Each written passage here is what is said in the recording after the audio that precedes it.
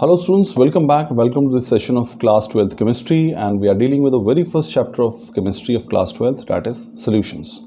So far we have completed two important topics from this chapter, and now we are going to deal with the next topic of this chapter, that is concentration of solution. जी हाँ students, हम कर रहे हैं 12वीं class की chemistry और इसमें हम लोग आज जो टॉपिक करेंगे वो है कंसंट्रेशन ऑफ सोल्यूशन, यानी कि जो सोल्यूशंस हैं उनकी कंसंट्रेशन, मात्रा की अगर हम बात करें, सांद्रता की हम लोग बात करें, उस पर हम लोग आज चर्चा करेंगे। अब देखिए स्टूडेंट्स, मैं छोटा सा एग्जांपल आपके सामने रखता हूँ कि सपोज़ करो मेरे पास 3 अलग अलग बीकर हैं मेरे पास, और इन 3 बीकर्स में मैं अलग अलग अमाउंट जो है वो डालता हूँ लिक्विड्स की, है ना। एक में मैंने क्या किया, एक में जो है मैंने 1 ग्राम नमक डाला सिर्फ, और दूसरे में जो मैंने 2 ग्राम नमक डाल दिया, और तीसरे बीकर के अंदर जो है मैं 3 ग्राम नमक डाल देता हूँ। अब देखिए, अगर मैं इनको बाहर से देखूँ और मैं कहूँ तो मैं कहूँगा कि भाई तीनों तो सेम ही हैं, तीनों सॉल्ट सोल्यूशन है, पहले में भी नमक डाला है, दूसरे में भी नमक डाला है, तीसरे में भी नमक डाला है ना। तो बाहर से देखने पे इनकी जो सोल्यूशंस के ऊपर मैं कहूँगा, डिस्क्राइब करूँगा, तो दे विल बी सेम, वो सेम होंगे। But this is not the case if we consider the concentration. अगर हम इसमें इसकी मात्रा को देखेंगे तो केमिस्ट्री के हिसाब से ये तीनों सोल्यूशन एक नहीं है, इन तीनों में मात्रा जो है वो अलग अलग है।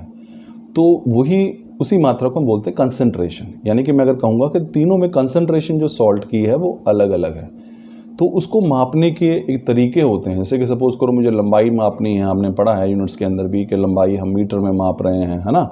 ऐसे हम कोई वेट कर रहे हैं किसी चीज़ का तो हम किलोग्राम में माप रहे हैं, टाइम हम सेकंड्स में, मिनट्स में, आवर्स में, इस तरह से एक्सप्रेस करते हैं। तो उसी प्रकार से जो मात्रा होती है किसी भी सॉल्यूट की सॉल्वेंट के अंदर, उसको कहा जाता है उसकी कंसंट्रेशन। और उस कंसंट्रेशन को एक्सप्रेस करने के हमारे पास बहुत सारे तरीके हो सकते हैं, उन्हीं पे हम लोग एक एक करके चर्चा करेंगे। तो जैसा कि आप लोग यहाँ पे स्क्रीन पे देख पा रहे हैं स्टूडेंट्स, यहाँ पे हमारे पास क्या है, हम 7 अलग अलग टाइप्स की जो है कंसंट्रेशन की बात करेंगे। सबसे पहला हमारे पास क्या है, मास परसेंटेज है। दूसरा हमारे पास क्या है, वॉल्यूम परसेंटेज है। तीसरा हमारे पास मोल फ्रैक्शन है।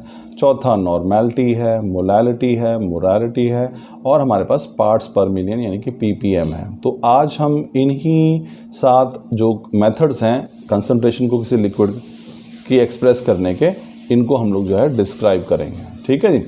तो सबसे पहले हम लोग स्टार्ट करते हैं स्टूडेंट्स मास परसेंटेज से। अब मास परसेंटेज का मतलब समझिएगा क्या है यहाँ पे। मास परसेंटेज देखिए क्या है, it is also called weight by weight concentration. Weight by weight को मतलब समझिएगा यहाँ पे, यानी कि यहाँ पे जो सोल्यूट लिया गया है उसका भी वेट ही लिया गया है, और जो सॉल्वेंट लिया गया उसका भी वेट ही लिया गया है। सो मास परसेंटेज क्या है, it is defined as the amount of solute. ध्यान रखिएगा, अब सोल्यूट वो कंपोनेंट है जो कम मात्रा में मौजूद है। Amount of solute in grams present in 100 grams of solution. अब स्टूडेंट्स यहाँ पे देखिए इंपॉर्टेंट क्या है, यहाँ पे सोल्यूट का भी वेट लिया गया है ग्राम्स में, और जो सॉल्वेंट है जिसको पानी हम कह सकते हैं वो भी हमने ग्राम्स में लिया है। तो इसलिए यहाँ पे दोनों का वेट लिया गया, वेट और वेट, तो इसलिए ये क्या है, मास परसेंटेज है। तो ये हमारे पास क्या है, दोबारा इसको देख लीजिए, इसको समझिए। मास परसेंटेज क्या होती है हमारे पास, जब आप सोल्यूट भी और सॉल्वेंट भी दोनों का वेट ही कंसिडर करते हैं। तो यहाँ पे what is mass percentage, it is the amount of solute in grams, किसी भी सोल्यूट की मात्रा जो ग्राम्स में ली गई है, किसमें, इन 100 ग्राम्स ऑफ सोल्यूशन। तो अगर टोटल सोल्यूशन आप 100 ग्राम लेते हैं, उसमें बनता है, उसमें सोल्यूट के कितने ग्राम्स प्रेजेंट है, वो कहलाती है मास परसेंटेज। फॉर्मूला देखिए स्टूडेंट्स क्या है, मास परसेंटेज क्या है, वेट WB। आमतौर पर स्टूडेंट्स ध्यान रखिएगा, एक और मैं आपको बताऊं, यहाँ पे हम सोल्यूशंस और सॉल्व के जो कंपोनेंट्स हैं वो 2 है हमारे पास, है ना। तो ध्यान रखिए यहाँ पे हम आमतौर पर जो सॉल्वेंट होता है ना, जो सॉल्वेंट है उसको हम हमेशा A से डेजिग्नेट करते हैं। तो सॉल्वेंट आमतौर पर A लिया जाता है, और जो सोल्यूट है उसको हम क्या लेते हैं, दैट इज B, उसको हम B कंसिडर करते हैं। तो 2 कंपोनेंट है A और B, A हमेशा ज़्यादा वाला यानी कि सॉल्वेंट, और B हमेशा कम वाला यानी कि सोल्यूट। तो यहाँ पे जो WB लिखा गया है, W यहाँ पे क्या है, वेट है, और B किसके लिए यूज़ किया है, सोल्यूट के वेट के लिए। तो मास परसेंटेज सोल्यूट की क्या है, wait of solute divided by weight of solution. देखिए अब दोनों को आप मिला देंगे, weight of A plus weight of B, यानी वेट A यहाँ पे क्या है, सॉल्वेंट, और B क्या है, सोल्यूट। तो दोनों अगर आप मिक्स कर देंगे तो वो सोल्यूशन बन जाएगा। तो मास परसेंटेज क्या है, wait of solute divided by total weight of solution multiplied by 100। ये हो जाएगा मास परसेंटेज, क्योंकि परसेंटेज आया, परसेंट का मतलब वही है कि 100 में से कितने हिस्से, है ना। तो यहाँ पे WB क्या है, सोल्यूट का वेट है, और WA क्या है, वेट है किसका, सॉल्वेंट का। तो ये हमारे पास पहला था, यानी कि मास परसेंटेज। अब हम लोग बात करते हैं स्टूडेंट्स यहाँ पे इसकी वॉल्यूम परसेंटेज की, ठीक है जी। अब वॉल्यूम परसेंटेज देखिए यहाँ पे आपको समझ में आ जाएगा, आपको देख के यहाँ पे। अब वॉल्यूम परसेंटेज का मतलब दोनों का वॉल्यूम लेना है ना।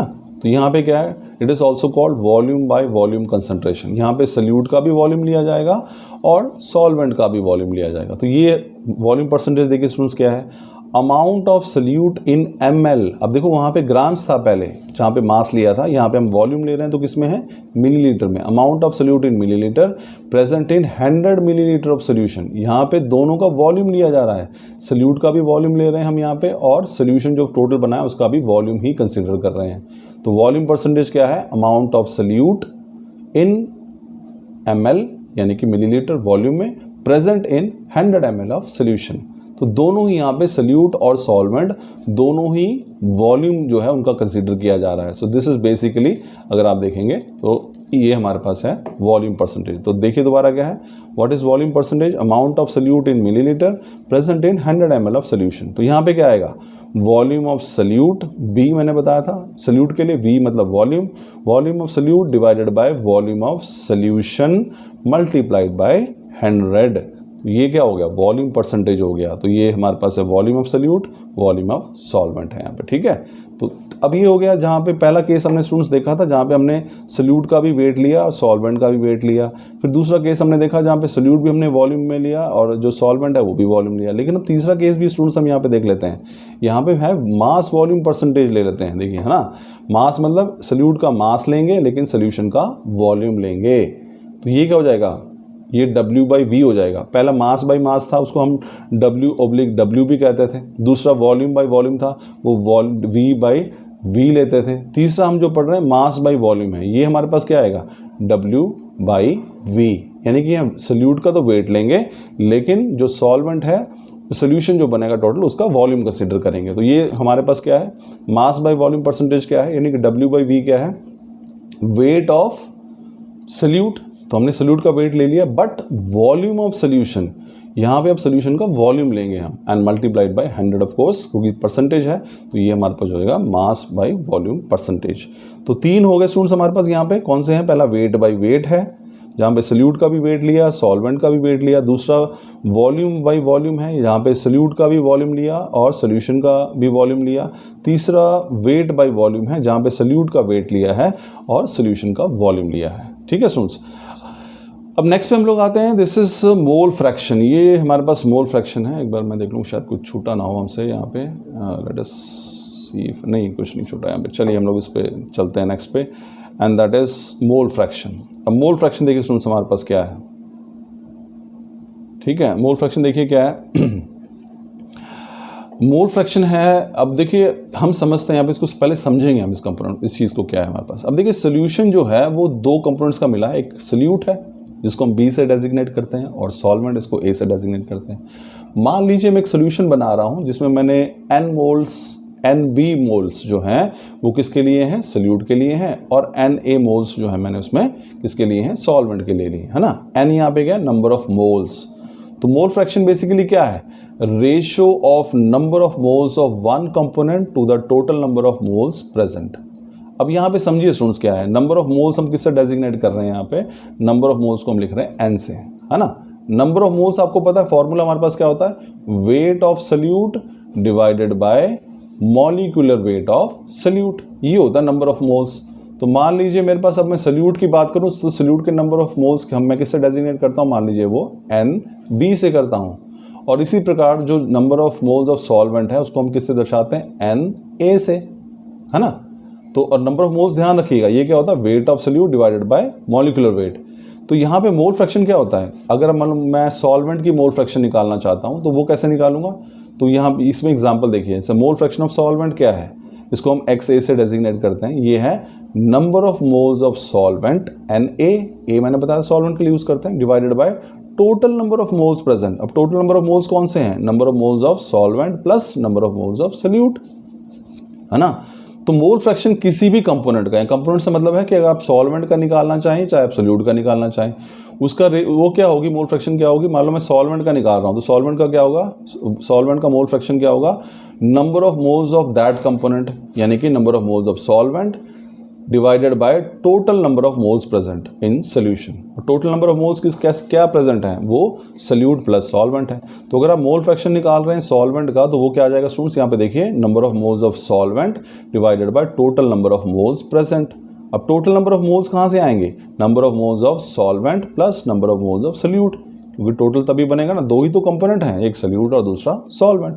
अब इसी प्रकार से अगर आप स्टूडेंट्स यहाँ पे देखेंगे कि आप number of moles of solute निकालना चाहते हैं ना, अगर आप सोल्यूट निकालना चाहते हैं वो भी आप निकाल सकते हैं। अभी हमने सॉल्वेंट की बात की थी, अब हम सोल्यूट की बात करते हैं। So what is mole fraction of solute, X B से, बी किसके लिए यूज़ कर रहे हैं हम, सोल्यूट के लिए, ध्यान रखिएगा। सो what is mole fraction of solute, number of moles of solute divided by total number of moles of solution. ये हो गया हमारे पास मोल फ्रैक्शन ऑफ सोल्यूट, है ना। तो यहाँ पे दो कंपोनेंट्स थे, सोल्यूट और सॉल्वेंट, दोनों के मोल फ्रैक्शन का मतलब है एक के number of moles divided by total number of moles present. अब यहाँ पे एक और इंपॉर्टेंट रिलेशन है स्टूडेंट्स, ये ध्यान रखिएगा कि जितने भी कंपोनेंट्स होंगे उन सभी का मोल फ्रैक्शन सोल्यूशन के अंदर जो है उनका सम हमेशा किसके बराबर होगा, 1। तो यहाँ पे दो कंपोनेंट थे ए और बी, अगर मान लो तीन कंपोनेंट भी होते, पहले का मोल फ्रैक्शन एक्स ए होता, दूसरे का एक्स बी होता, तीसरे का एक्स सी होता, तब भी यहाँ पे क्या होता, एक्स ए एक्स बी एक्स सी जो है वो 1 के बराबर होता। तो ध्यान रखिए मोल फ्रैक्शन जितने भी कंपोनेंट्स किसी सोल्यूशन के अंदर होते हैं उन सभी के मोल फ्रैक्शन का जो सम होता है, जो जोड़ होता है, वो हमेशा 1 के इक्वलेंट होता है, 1 के बराबर होता है। तो ये थोड़ा सा इंपॉर्टेंट से ध्यान रखिएगा स्टूडेंट्स, ठीक है। तो ये हमारे पास था मोल फ्रैक्शन। नेक्स्ट हम लोग चलते हैं, एक और हमारे पास वो है नॉर्मेलिटी। अब नॉर्मेलिटी पे हम लोग आते हैं स्टूडेंट्स और को समझते हैं कि नॉर्मेलिटी जो है वो क्या होती है, उसके बारे में हम लोग स्टडी करते हैं। अब देखिए नॉर्मेलिटी हमारे पास क्या है नॉर्मेलिटी जो है it is number of grams of solute equivalents present in 1 litre of solution. तो नॉर्मेलिटी को हम ध्यान रखिए कैपिटल एन से शो करते हैं स्टूडेंट्स। ये हमारे पास क्या है, मैं और सिंपल लैंग्वेज में बोलूँ तो ये हमारे पास क्या है, नंबर ऑफ ग्राम इक्वलेंट्स, किसी भी सोल्यूट के ग्राम इक्वलेंट्स जो किसके बराबर होते हैं, उसके इक्वलेंट वेट के बराबर होते हैं। वो जो आप ग्राम इक्वलेंट्स डालते हैं 1 लीटर सोल्यूशन के अंदर, वो कहलाती है उसकी नॉर्मेलिटी। तो नॉर्मेलिटी क्या है, number of gram equivalents present in 1 litre of solution. 1 litre solution के अंदर किसी भी सोल्यूट के कितने ग्राम इक्वलेंट्स आपने घोले हैं, और ग्राम इक्वलेंट्स क्या होता है, उस सोल्यूट के इक्वलेंट वेट के बराबर होता है, उसको बोलेंगे normality. So what is normality, number of gram equivalents of solute dissolved in 1 litre of solution, ठीक है ना।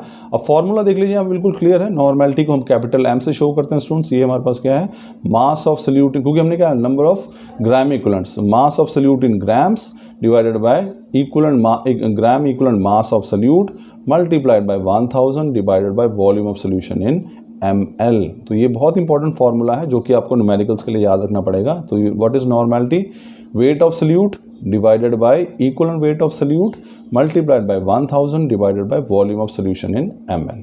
तो नॉर्मेलिटी को अगर आप ये ml की जगह लीटर में लेना चाहते हैं तो ये हमारे पास 1000 यहाँ से हट जाएगा इसमें से, तो हमारे पास इक्वेशन क्या बन जाएगी, normality is equal to weight of solute divided by equivalent weight of solute multiplied by 1 divided by volume of solution in litre. तो यहाँ पे सोल्यूशन आप जब लीटर में एक्सप्रेस करेंगे तो यहाँ पे 1 आ जाएगा ऊपर, और जब आप मिलीलीटर में एक्सप्रेस करेंगे तो यहाँ पे 1000 से आपको इसको मल्टीप्लाई करना पड़ेगा, ठीक है जी।